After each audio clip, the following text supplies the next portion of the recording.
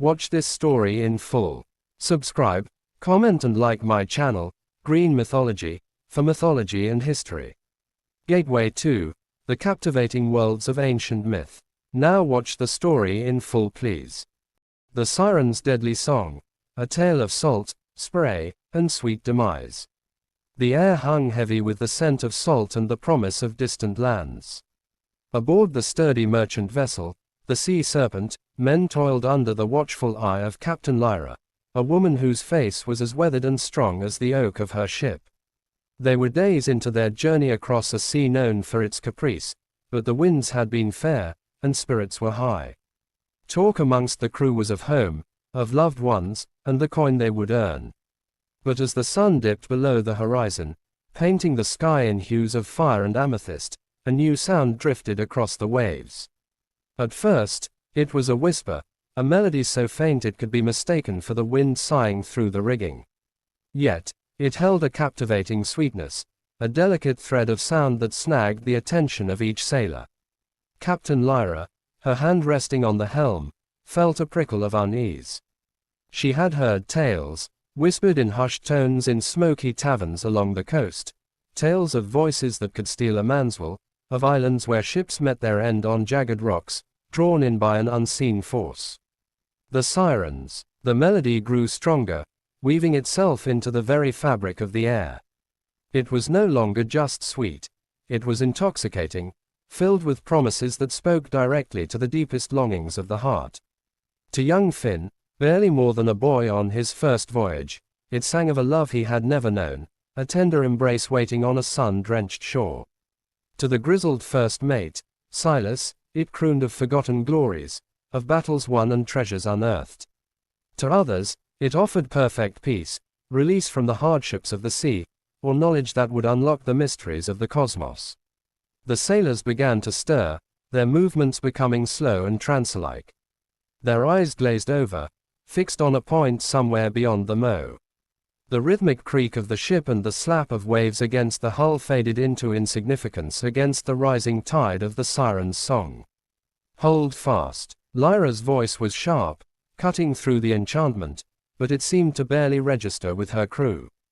Two men were already leaning precariously over the railing, as if yearning to plunge into the depths.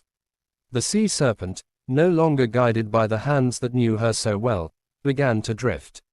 The current, unseen and powerful, pulled her towards a cluster of rocky islets that now appeared on the horizon, shrouded in a shimmering haze that seemed to emanate from the music itself. Lyra knew they were doomed if she couldn't break the spell. She had heard the stories of Odysseus, who had himself tied to the mast, and of Jason and the Argonauts, saved by Orpheus's counter-melody. She had no bard on board, and no time to fashion earplugs for her entire crew. Her only weapon was her will and the unyielding bond she shared with her ship.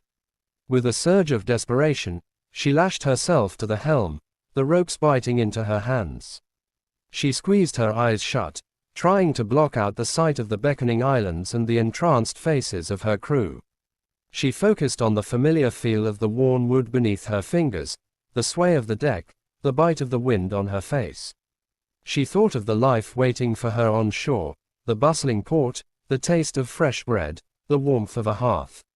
The Siren's song intensified, shifting, becoming more personal, more insistent. It promised Lyra a life free from the endless struggle against the elements, a life of ease and admiration. It spoke of a love as deep and boundless as the sea itself, a love that would heal all wounds and fill all voids. For a moment, her resolve wavered. The promises were so sweet, so alluring. Her body ached from the constant demands of her life. Her heart yearned for a solace it rarely found. But then, a different image flickered in her mind. The splintered hulls of ships dashed against the rocks, the silent, upturned faces of drowned sailors. The sweetness of the song was a lie, a silken trap leading only to oblivion. Summoning every ounce of her strength, Lyra let out a guttural cry, a sound born of defiance and fear. It was a raw, unmusical sound, a human sound, and in that moment, it was enough. The spell, momentarily fractured, allowed a sliver of awareness to pierce through the fog in Silas's mind. He saw the danger, the approaching rocks, the captain struggling at the helm. With a mighty effort, he shook his head, the movement jerky and pained, and lunged for the nearest sailor, slapping him hard across the face. The shock, coupled with the slight disruption in the song's hold, jolted the man back to a semblance of reality. He blinked, his eyes wide with confusion and terror as he saw how close they were to the deadly shore. Working together with a desperate urgency, Silas and the newly awakened sailor began to rouse the others, shaking them, shouting at them, anything to break the siren's hold. The process was agonizingly slow. Some thrashed violently, consumed by the need to reach the source of the beautiful sound. Others wept, mourning the loss of the perfect world the song had created for them. Meanwhile, Lyra, her teeth gritted, strained against the ropes, her muscles screaming with effort. She needed to turn the ship, to steer her away from the fatal embrace of the rocks. The siren's song clawed at her, mocking her struggle, whispering that it was useless, that surrender was inevitable and sweet. Finally, a few more sailors were brought back to their senses. Seeing the imminent danger, they scrambled to obey Lyra's strained commands. Hands that had been listless and dreamy now grabbed ropes and turned the capstan with frantic energy. Slowly, painstakingly, the sea serpent began to turn, her bow grudgingly swinging away from the treacherous shore. As the ship moved further from the islets, the siren's song began to fade, losing its intoxicating power.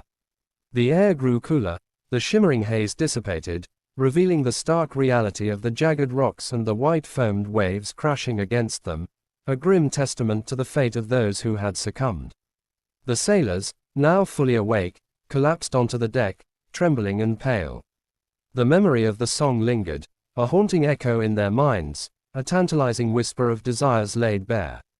Lyra, finally releasing her hold on the helm, sank to her knees, her body exhausted, her mind reeling.